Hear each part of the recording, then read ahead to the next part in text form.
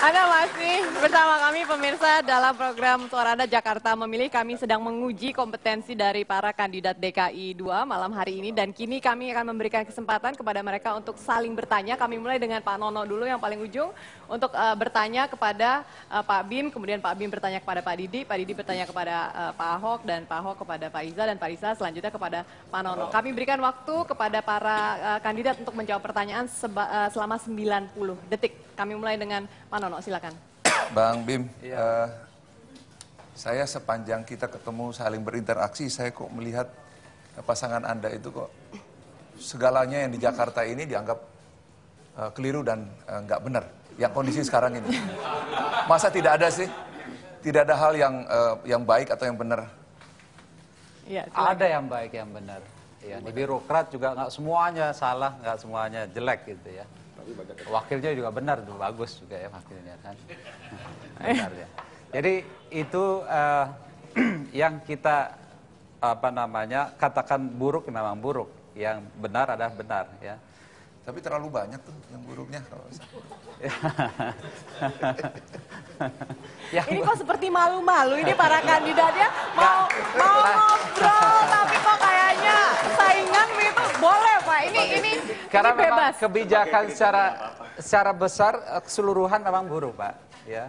Kebijakan secara keseluruhan itu buruk. Jadi penilaiannya ya secara besar buruk, tetapi bukan semuanya itu buruk. Ada aparat juga itu ada yang baik. Ini Pak Nono senyum-senyum mengangguk ini setuju atau apa ini Pak? Mencermati lagi. Mencermati begitu. Baik.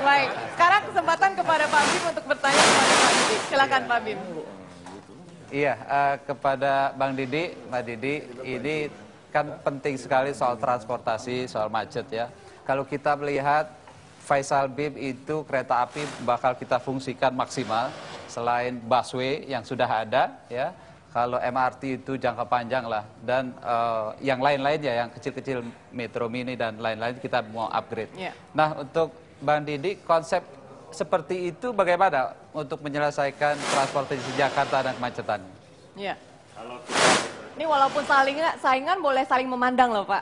Boleh saling memandang. Silakan. Begini, basis dari transportasi massal itu sederhana. Kalau kita tiru aja teman dekat di Singapura, saya juga setuju konsepnya Bang Bim. Itu basisnya hanya MRT dan bis, macet yang hampir 5 juta penduduk selesai. Tapi yang kita sesalkan itu yang sekarang. Dan Jakarta, kita sekarang menghadapi Jakarta tertinggal dari kota-kota lain. Ya, interupsi dulu Pak Didi, katanya audionya ada kesulitan teknis, bentar. Ya. Silakan pakai ini. Yang saya sesalkan sebagai sebuah kritik agar tidak terulang lagi, yang sekarang ini. Saya mencermati seluruh kota-kota besar di dunia, Singapura, Kuala Lumpur, Malaysia, Filipina, Bangkok, dan lain-lain sudah beres kemacetannya karena diselesaikan dengan sistem yang tepat. Hanya tinggal 2 di dunia ini, yaitu di India, di Bombay, dan di Jakarta. Jadi Jakarta ini termasuk yang terbelakang karena tidak diurus kebijakan kemacetannya. Tadi sudah saya sampaikan, yang menumpang bus malah tambah turun, yang naik motor dan mobil pribadi tambah naik. Busway itu gagal.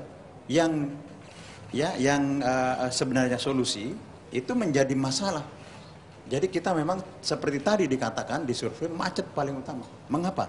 Macet ini indikasi bahwa pemerintahan yang mengurus masalah macet tidak bekerja. Karena itu saya sebagai cagup memberikan kritik dan ingin di masa mendatang harus berubah. Karena itu Jakarta harus berubah. Termasuk banjir tidak dikerjakan. Baik, tepuk tangan untuk Pak Didi. Iya. Tambah sedikit, termasuk banjir itu bukan pemerintah daerah, itu pemerintah pusat yang mengerjakan.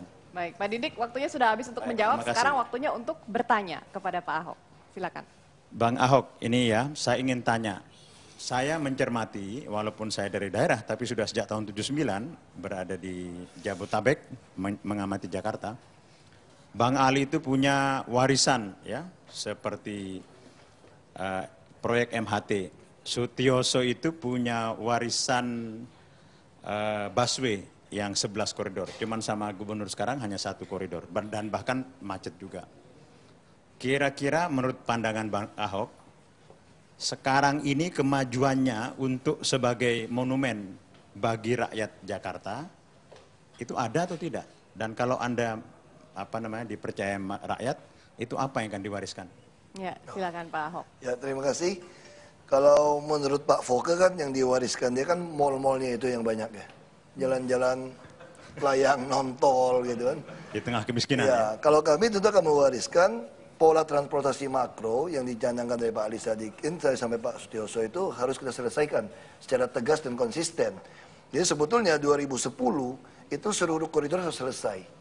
Dan jumlah bus sudah cukup bisa 3-5 menit. Apa akan bikin MRT juga? Iya, MRT-nya 2000... Tahun pertama atau kedua atau tahun kelima setelah berkuasa? Nah, kita tentu akan selesaikan karena mundur. Jadi kita akan selesaikan dulu yang busway sama bus yang non-AC.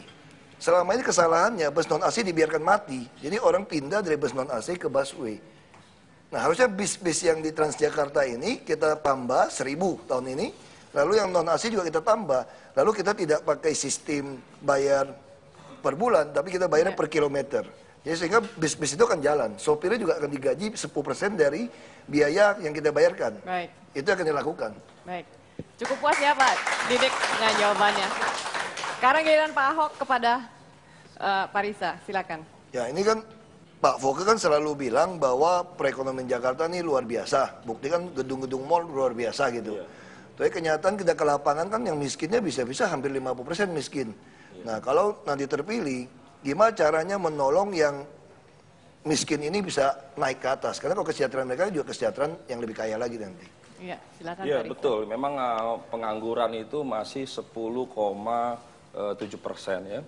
Kemiskinan itu masih 563.000 di Jakarta ya. Jadi ada kesalahan kebijakan sekarang menurut saya, karena kebijakan itu tidak berpihak pada masyarakat banyak. Tidak berpihak pada masyarakat kecil. Jakarta ini masih banyak kelas menengah ke bawah, bukan kelas menengah ke atas. Jadi kebijakan itu bukan berdirinya beton-beton bertingkat, bukan mall-mall, tapi justru yang harus dibangun adalah UMKM, usaha mikro, kecil, dan menengah. Ini yang harus dibangun. Contohnya apa? Contohnya adalah pasar tradisional ya.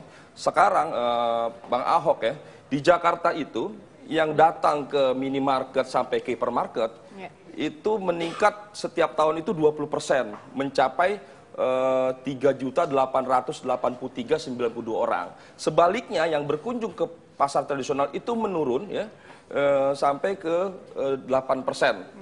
Itu menjadi 1,8 juta per tahun. Baik. Jadi ada gap yang jauh antara yang datang ke mall dan ke miskin. Karena sudah pemerintah tidak berpihak. Cukup puas ini dengan tidak berpihak pada masyarakat kecil gitu. Jadi kebijakan itu harus berpihak pada masyarakat kecil.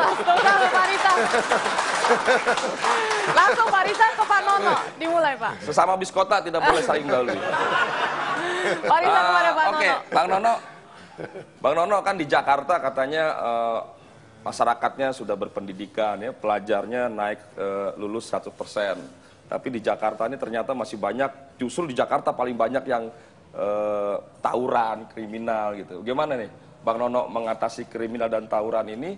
Kemudian juga kok nggak sesuai gitu, antara pendidikannya meningkat, tapi masyarakatnya pelajarnya justru tawuran. Ini apa yang gagal nih pada pemerintahan sekarang? Sebetulnya faktornya banyak. Jadi faktor lingkungan saya kira berpengaruh besar. Oleh karena itu penanganan terhadap dunia pendidikan jangan hanya pendidikan formal. Pada dasarnya ada 3 komponen pendidikan itu sendiri. Pendidikan formal di sekolah, pendidikan keluarga, dan di masyarakat. Nah, 3-tiganya harus ditangani secara simultan. Sehingga saling mendukung dan mengisi. Jadi kalau di sekolah saya disalahkan, saya kira kurang tepat. Pelajaran-pelajaran berkaitan dengan juga pendidikan moral, Pancasila, dan budi pekerti tetap menjadi bagian penting. Tetapi jangan lupa peran media juga penting.